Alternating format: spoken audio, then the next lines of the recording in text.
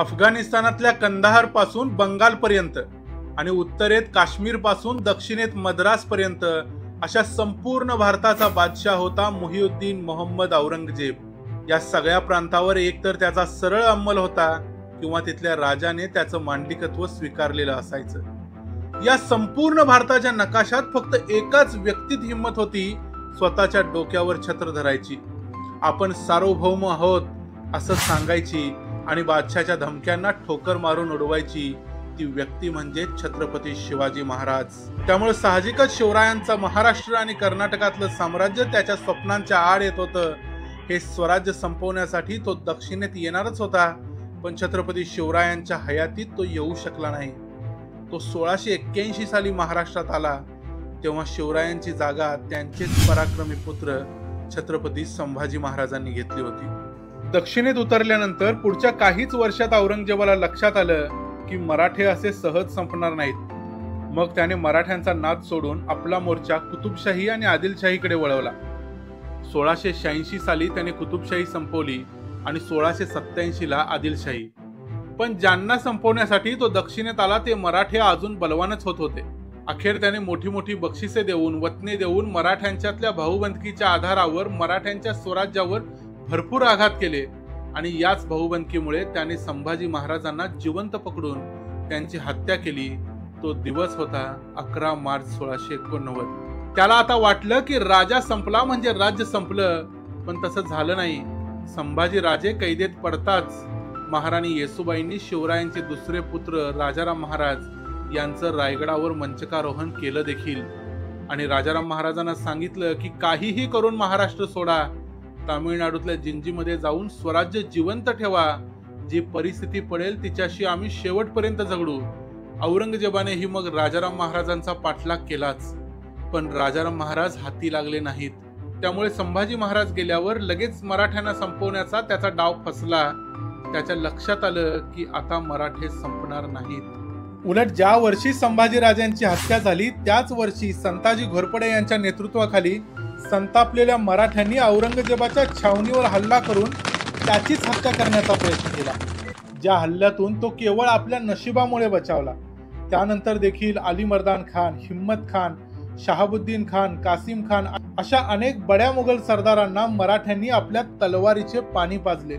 मराठे अजून जास्तच ताकदवान होत होते, पण त्यातच इसवी सन 1600 साली सिंहगडावर राजाराम महाराजांचा अकाली मृत्यू झाला आणि स्वराज्य पुन्हा एकदा संकटात सापडलं। आता तर शिवरायांचे दोन्हीही पुत्र हयात नव्हते, त्यामुळे औरंगजेबाला वाटायचं की आता फक्त औपचारिकताच राहिली।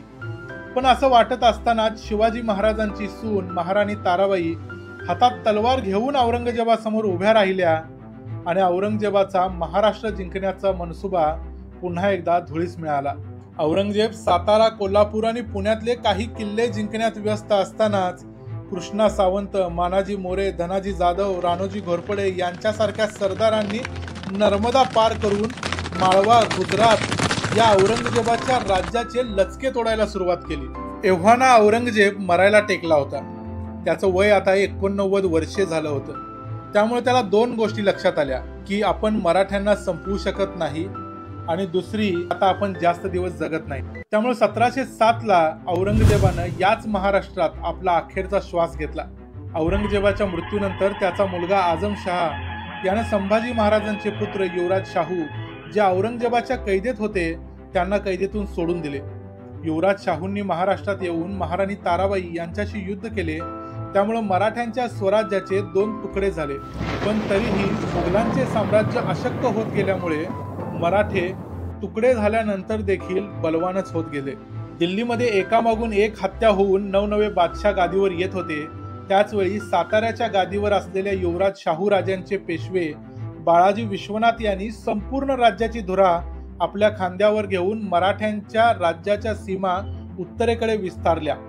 त्यांच्याच नेतृत्वाखाली बाजीराव पेशवे, खंडेराव दाभाडे यांच्यासारख्या सरदारांनी दिल्लीवर स्वारी केली आणि औरंगजेबाचा पंतू असलेल्या फर्रुखसिंहचे भर दिल्लीच्या दरबारात डोळे काढून आपल्या मागण्या नव्या बादशाहकडून मान्य करून घेतल्या। याशिवाय दिल्लीत कैदेत असलेल्या महाराणी येसूबाईंची सुटका देखील केली। ते वर्ष होतं 1719, ज्या वर्षी मराठ्यांनी पहिल्यांदा दिल्लीवर मोहीम केली। तेव्हा मराठ्यांच्या लक्षात आलं की दिल्लीमध्ये काहीच दम नाही. खंडेराव दाभाडे, जाधव, गायकवाड या सरदारांनी पुढच्या काळात गुजरातेत आपला जम बसवला. त्याचवेळी बाजीराव पेशव्यांच्या साथीने मल्हारराव होळकर, राणोजी शिंदे यांच्यासारख्या सरदारांनी मध्य प्रदेशातील इंदोर आणि ग्वाल्हेर सारखी ठाणी आपल्या ताब्यात घेतली. नागपूरच्या रघुजी भोसले यांनी तेलंगण, ओरिसा, बंगाल पर्यंतचा प्रांत आपल्या ताब्यात घेतला. नादिर शहाने दिल्लीवर स्वारी करून 1740 साली दिल्लीची लूट केली. या गोष्टीला घाबरून दिल्लीचा बादशाह दिल्ली सोडून पळून गेला. तेव्हा त्याला लक्षात आले की दिल्लीची बादशाही जर राखायची असेल तर या देशातील सर्वात मोठी ताकद असलेल्या मराठ्यांना सोबत घ्यावं लागेल. तेव्हा 1752 साली अखेर औरंगजेबाच्याच वंशजांनी मराठ्यांशी तह केला आणि दिल्ली राखायची जबाबदारी मराठ्यांना दिली. त्या बदल्यात दरवर्षी मराठ्यांना खंडणी देण्याची तयारी दर्शवली. एक प्रकारे दिल्लीचा बादशाह मराठ्यांचा मांडलिक झाला.